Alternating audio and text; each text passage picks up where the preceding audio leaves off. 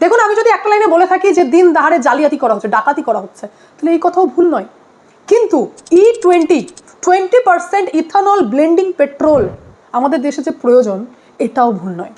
আমাদের আপত্তি আছে যে যখন আন্তর্জাতিক মার্কেটে ক্রুড অয়েলের দাম কমছে, তাহলে আমাদের দেশে কমছে না কেন? মানে আমাদের ভাই, আমি যেখানে দেখতে পাচ্ছি যে আন্তর্জাতিক মার্কেটে $120 পার ব্যারেল যেটা ক্রুড অয়েলের দাম ছিল, সেটা কমে $70 পার ব্যারেল হয়েছে, তাহলে আমাদের দেশে কেন কমছে না?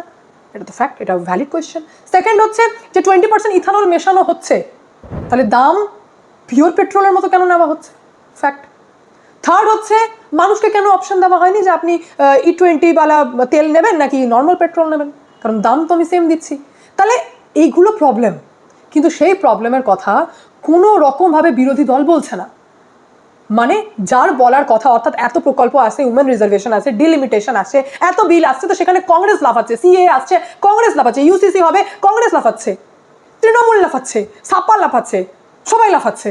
সাউথের দিক থেকে DMK সব শুরু করে দেয়, TDP বলে যে না না না ওসব করেন না, একটু ভেবে চিন্তে আমাদেরকে সবটা করতে হবে।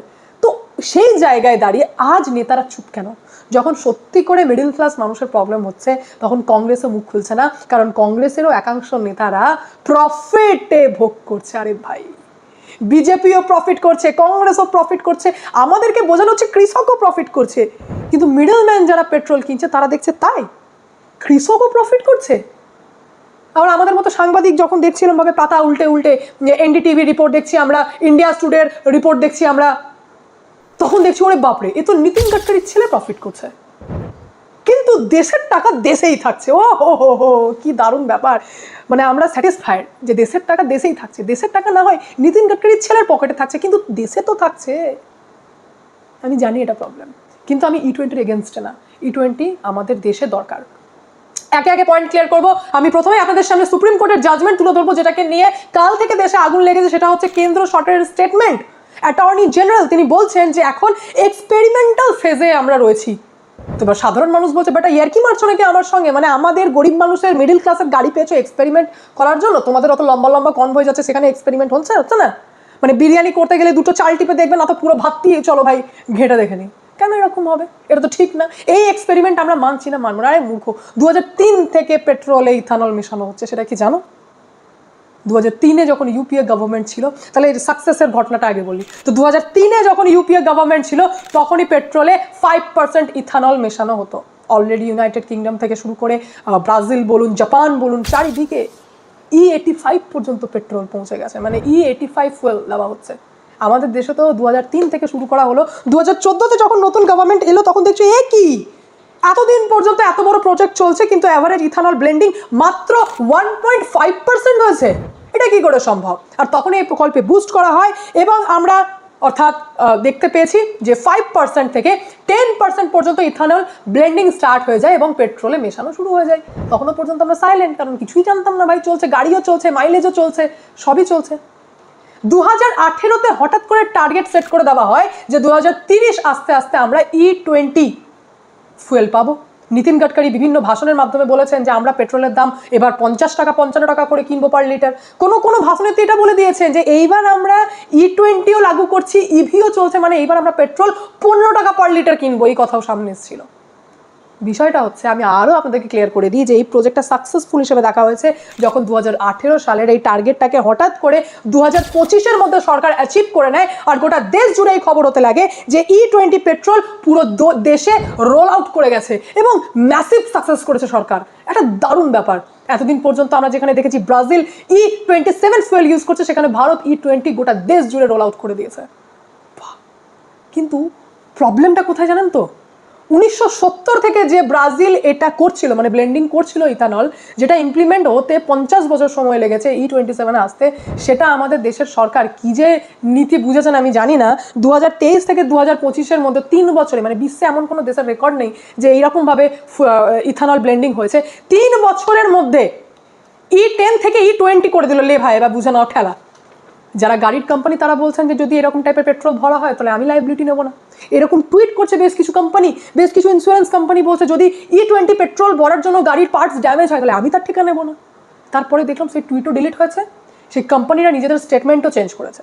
এবার এটা সরকারের চাপে না কি প্ল্যানিং ছিল এর ভেতরে আমি যাইনি, বা আমি কি করে যাব আমি জানি না, কিন্তু আমি এটাও দেখতে পাচ্ছি যে ওরে বাপরে, তো ইথানল প্রডিউসিং যে সমস্ত কোম্পানি রয়েছে তার মালিক খোদ নীতিন গডকরি এবং তার ছেলে। শুধু তাই নয়, আমি আপনাদের সামনে তথ্য তুলে ধরি যে এই যে ব্লেন্ডিং চলছে, ইথানল প্রডিউস করা চলছে, তো সেখানে মহারাষ্ট্রে 207টা মিলের মধ্যে 104টা হচ্ছে প্রাইভেট, তার মধ্যে বেশিরভাগ হচ্ছে কংগ্রেসের নেতার মিল। কর্ণাটকে যখন যাচ্ছি তো 34টা মিলের মধ্যে 33টা প্রাইভেট মিল, আর বেশিরভাগই হচ্ছে নেতা মন্ত্রীদের মিল, কিছুটা শেয়ারে কিছুটা ব্যক্তিগত। আমরা যখন ওই পূর্তি পাওয়ার অ্যান্ড সুগার প্লান্টের কথা বলবো তো জানতে পারছি খোদ নীতিন গডকরি ওই মিলের মালিক। আর সেখান থেকে 2014 পর ম্যাসিভভাবে ওই কোম্পানিটা বেড়েছে এবং নীতিন গডকরি এক ছেলে সোরাং গডকরি, যিনি মানস অ্যাগ্রো ইন্ডাস্ট্রিজ যেখান থেকে ইথানল প্রডিউস করা হয় সেখানকার মালিক এবং মানে সুগার মিলের মালিক, আর এক ছেলে হচ্ছে নিখিল গডকরি, যিনি সিয়ান অ্যাগ্রো ইন্ডাস্ট্রির মালিক, সুগার মিলের মালিক, সেখান থেকেও ইথানল প্রডিউস করা হয়। তো ভালো কি হলো? ভালো হলো যে নীতিন গডকরির ছেলে নিখিল গডকরির যদি একটা কোম্পানির কথাই আমি বলে থাকি তো রাতারাতি 15 কোটি টাকার এই মিল 520 কোটি টাকা হয়ে গেল। যে শেয়ারের দাম, আমি যদি শেয়ার রেট বলে থাকি, যে শেয়ারের দাম 20 টাকা করে ছিল সেটা হঠাৎ করে 736 টাকা। তাহলে পকেট কার ভরছে? কে বড়লোক হচ্ছে? 3 বছরের মধ্যেই তাড়াহুড়ো করার কি প্রয়োজন ছিল? আপনারা এটা তো শুনতে পাচ্ছেন যে নরেন্দ্র মোদী নাকি চরম রেগে রয়েছেন, পুরো ক্যাবিনেটকে চেঞ্জ করতে চান, কারণ উনি নাকি পারফরমেন্স পছন্দ করেন। এবার ওপেন তো বলতে পারছেন না যে কংগ্রেসের দিকে এতদিন পর্যন্ত দেখতাম, আজ তো নিজের মন্ত্রিসভার মধ্যেই মৌমাছি লেগে গেছে, ভিনভিন করছে সব, টাকার লোভে আর কিছু দেখতে পাচ্ছে না। আরে নরেন্দ্র মোদীকে তো দেশবাসী এত ভরসা করে যে SIR ঘন্টার পর ঘন্টা লাইনে দাঁড়িয়েছে, কি না তো ক্লিয়ারেন্স চেয়েছে, সরকার বলেছে যে দেশে ঘুষপেটি আছে, ওদেরকে পুশব্যাক করতে হবে, তো আপনারা প্লিজ একটু লাইনে দাঁড়ান, সব লাইনে দাঁড়িয়ে গেছে। আর কত সাপোর্ট করবে সাধারণ মানুষ? ডিমনিটাইজেশন করছে সরকার, একবার বলেছেন এটা দরকার আছে আতঙ্কবাদীদেরকে রুখতে, সব লাইনে দাঁড়িয়ে গেছে, একদম ATM এর বাইরে লাইন দিচ্ছে। মানে সরকার যদি বলে যে আমার ইন্টেনশন ঠিক, তো মানুষ তো একদম পাহাড়েদারের মতো সরকারের পাশে দাঁড়িয়ে।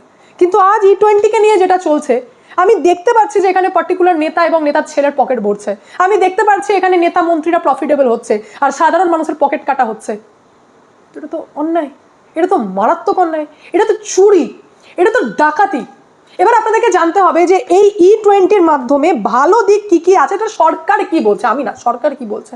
সরকার বলছে যে 2030 পর্যন্ত আমাদের টার্গেট আছে যে আমরা E20-কে পুরোপুরি, আগে তো টার্গেট তো ছোটো করে দিয়ে 2025 তো করে দিয়েছে। এবার আমার তো ডাউট হয় কোথাও না কোথাও 2025 পর্যন্ত গাড়িগুলোতে প্রবলেম হয়নি, তারপর প্রবলেম হয়েছে। যখন RTI করে জানতে চাইছি যে ইথানল কত % মেশানো হচ্ছে, তখন ন্যাশনাল সিকিউরিটির কারণ দেখিয়ে সরকার সেটা রিভিল করছে না। আই হ্যাভ এ ডাউট যেটা 20%ই আছে নাকি পার্সেন্টেজ ইনক্রিজ করে গেছে প্রথম।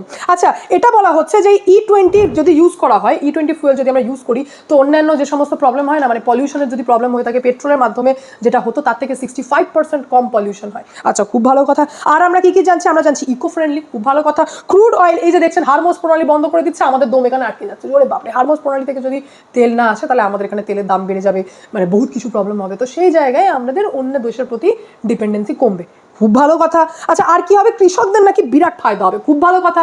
আর কি বলা হলো যে 2014 থেকে যদি এখন পর্যন্ত আমরা হিসাব করে থাকি তো প্রায় আমাদের ইন্ডিয়ান মানি আমরা সেভ করতে পেরেছি 1.36 লাখ করোড় ফরেন এক্সচেঞ্জ আমরা সেভ করতে পেরেছি। আরে বাপরে, মারাত্মক। কিন্তু সেভ তো প্রফিটগুলো আমি দেখছি যে নীতিন গডকরির মতো নেতার ছেলে করছেন, আর সরকার আমাকে বোঝাচ্ছেন যে আমি সেভ করতে পেরেছি। তো ওই অহংকারের প্রবলেম আছে, যে অহংকারে সরকার মানুষের প্রবলেম দেখছে না। মানুষ বলছে চিৎকার করে যে আমার মাইলেজে ইম্প্যাক্ট পড়ছে, মানুষ ভিডিও করে করে বলছে যে আমার গাড়ি যেহেতু পুরনো সেখানে ইথানলওয়ালা যদি ফুয়েল দেওয়া হচ্ছে তো প্রবলেম কেন হচ্ছে, কারণ ইথানল এমন একটা কম্পোনেন্ট যা ওয়াটারকে অ্যাট্রাক্ট করছে। তো ওয়াটারকে যখন অ্যাট্রাক্ট করছে, কোনো গাড়িতে আপনি তেল ভরলেন, E20ওয়ালা ফুয়েল ভরলেন, গাড়ি এখন 4 দিন চালালেন না, বাড়িতে রাখা রয়েছে, তো খুব স্বাভাবিক যে ইথানল বা ওয়াটার মলিকিউলকে অ্যাট্রাক্ট করবে।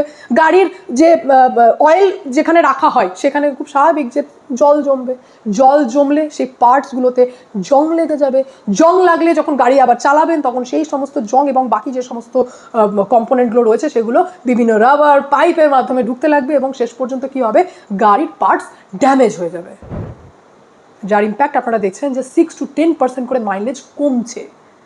তাহলে সরকারের এখন এসে সামনে বলা উচিত না যে ধৈর্য রাখো, বা সরকার অ্যাটলিস্ট এটা করা উচিত না যে সমস্ত কোম্পানি এই যে E20 কিট হিসেবে বিভিন্ন জিনিস পার্টসকে চেঞ্জ করতে বলছে, এটা কোনো গাড়ির কোম্পানির জন্য বড় ব্যাপার নয়, কারণ তারা অলরেডি বিভিন্ন দেশে E27 টাইপের মানে কম্প্যাটেবল ইঞ্জিন বলুন বা E85 কম্প্যাটেবল ইঞ্জিনের গাড়ি বিক্রি করে। তো তারা বলছে যে পার্টস এক্সচেঞ্জ করলেই আপনাদের গাড়ি E20 কমফোর্টেবল ইঞ্জিন হয়ে যাবে। তাহলে সেটার দায়িত্ব সরকার নেই যে আপনাদেরকে করাতে হবে, 50% বা 30% টাকা আমি দিচ্ছি, 30% আপনারা পকেট থেকে লাগান, দিয়ে চেঞ্জ করে নিন, কিছু তো করুন না। সরকার বলে দিয়েছে যে E20 ফুয়েল নিতে হবে, আমাদের কাছে কোনো অপশনও নেই, ওটাই ভরতে হচ্ছে, এবং গাড়ি যদি খারাপ হয় তার ঠেকা কোনো কোম্পানি নেবে না, কোনো ইন্স্যুরেন্স কোম্পানি নেবে না। সরকার বলছে না ইন্স্যুরেন্স কোম্পানি নেবে, কিন্তু আমি কি করে বিশ্বাস করব যদি আমার গাড়ি খারাপ হয়? আমার তো গাড়ির মাইলেজ আমি ব্যক্তিগতভাবে ভুক্তভোগী। আমরা তো ইভিতে শিফট হচ্ছিলামই, সেটাও তো ইকো ফ্রেন্ডলি ছিল, সেটাও তো সব ঠিকই ছিল, তো আমিও ব্যক্তিগতভাবে ভুক্তভোগী যে আমাদেরও গাড়ির মাইলেজ কমছে। তাহলে সরকারের ভিশনটা ক্লিয়ার ছিল যে আমরা ভালো কাজ করতে চাই, এটা একটা বিরাট বড় পাইলট প্রজেক্ট, আর এটা আমরা গোটা দেশ জুড়ে লাগু করব, যেটাতে আমাদের ডিপেন্ডেন্সি কমবে। ভেরি ওয়েল অ্যান্ড গুড, আমরা সাধারণ মানুষ অলওয়েজ আপনার সাপোর্টে রয়েছি। নরেন্দ্র মোদীর মতো ফেস যে সবসময় বলে থাকে যে না খাউঙ্গা না খানে দুঙ্গা, তার সাপোর্টে রয়েছে, কিন্তু খানেওয়ালা তো খেয়ে নিল চোখের সামনে দেখে, আমরা কি করে বিরোধ না করে থাকি? তো কালকে সুপ্রিম কোর্টে যখন এরকম টাইপের মন্তব্য করা হয়, আচ্ছা আমি ওটাও ক্লিয়ার করে দিই আপনাদেরকে, আমি জানি না আপনাদের হাতে টাইম আছে কিনা, কিন্তু তাও আমি আপনাদেরকে হালকা করে জানিয়ে দিই, কারণ এটা ক্লিয়ার হওয়া দরকার। কিছু কিছু ভুল খবর প্রেজেন্ট করা হচ্ছে। এই যে কর্ণাটক হাইকোর্টের মামলাকে চ্যালেঞ্জ করা হয়েছিল সুপ্রিম কোর্টে, যেখানে সরকার এটা বলেছে যে বিভিন্ন হাইকোর্টে যে E20 নিয়ে মামলা চলছে, আমরা চাই সেটাকে অ্যাটাচড করে সুপ্রিম কোর্টে হিয়ারিং করা হোক। তাহলে সুপ্রিম কোর্টে হিয়ারিং করলে মানুষের কাছে ক্লিয়ার ইমেজ যাবে, আর আমাদেরকে সুপ্রিম কোর্টেই জবাবদিহি করতে হবে, বিভিন্ন হাইকোর্টে করতে হবে না। আসলে বিষয়টা হচ্ছে যে একটি ডিস্টিলারি কোম্পানি যে কর্ণাটক হাইকোর্টে অভিযোগ করেছিল যে আমরা যে পরিমাণ ইথানল প্রডিউস করতে পারি সেই পরিমাণ টেন্ডার আমাদেরকে সরকার দেয়, মানে পেট্রোলিয়াম কোম্পানিগুলো দেয়নি। তো তাদের প্রবলেম এটা ছিল যে তারা আবেদন করছে কর্ণাটক হাইকোর্টে যে এই সমস্ত মানে BPCL বা HPCL এর মতো পেট্রোলিয়াম যে সমস্ত কোম্পানি রয়েছে, তারা যেন তাদের টেন্ডারকে আরেকবার বিবেচনা করে দেখে। তো কর্ণাটক হাইকোর্ট অর্ডার দিয়েছিল যে হ্যাঁ একদম দেখুক। সেইটাকে নিয়ে পেট্রোলিয়াম কোম্পানিগুলি চলে যায় চ্যালেঞ্জ করে সুপ্রিম কোর্টে যে আমি যদি একটা পার্টিকুলার ডিস্টিলারি কোম্পানির হয়ে যদি আমরা টেন্ডারটাকে পুনরায় ভাবি, বা তারা যতটা ইথানল প্রডিউস করতে পারে ততটাই নিই, তাহলে বাকি কোম্পানিগুলোও তো আবার সামনে চলে আসবে। তাহলে আমাদের যে একটা বড় প্রজেক্ট চলছে, যেটা আমরা এক্সপেরিমেন্ট করছি, যার রেজাল্ট দারুণভাবে আপনারা পরের বছর দেখতে পাবেন, সেটা থেকে মানুষ বঞ্চিত হয়ে যাবে, পুরোটাই কেমন যেন ডিস্টার্ব হয়ে যাবে। তো এই এক্সপেরিমেন্টের কথা ওই ল্যাব এক্সপেরিমেন্টের মতো বলা হয়নি। এক্সপেরিমেন্ট কি, এটা তো অলরেডি চলছে 2003 থেকে অল্প অল্প করে ইথানল ব্লেন্ডিং করা আর আমাদের গাড়িতে পুশ করা, সেই অনুযায়ী গাড়ির ইঞ্জিনকে আমরা তৈরি করছি। ভুলটা এটা ছিল যে হঠাৎ করে সরকারের এমন কি তাড়াহুড়ো হলো, মানে হঠাৎ করে সরকার এমন কি তাড়াহুড়ো লাগলো যে 2018-তে যে টার্গেট সেট করা হয়েছিল যে 2030 পর্যন্ত আমরা E20 ফুয়েল ইউজ করতে লাগবো, মানে গোটা দেশ জুড়ে হবে, হঠাৎ করে 2025-এর মধ্যে সেই তার টার্গেটটা অ্যাচিভও হয়ে গেল। হঠাৎ করে সুগার মিলগুলোতে ইথানল প্রোডাকশন বেড়ে গেল, আর বাড়লো ইথানলের এমনি দাম কম, আমাদের কাছ থেকে দাম কিন্তু সেম নেওয়া হলো। তাহলে লাভ তো সেই সুগার মিলগুলোর হলো না যারা ইথানল প্রডিউস করছে। আমার তো ডাউট আছে যেখানে কৃষকরাই বা কত লাভ করতে পেরেছে এর মাধ্যমে।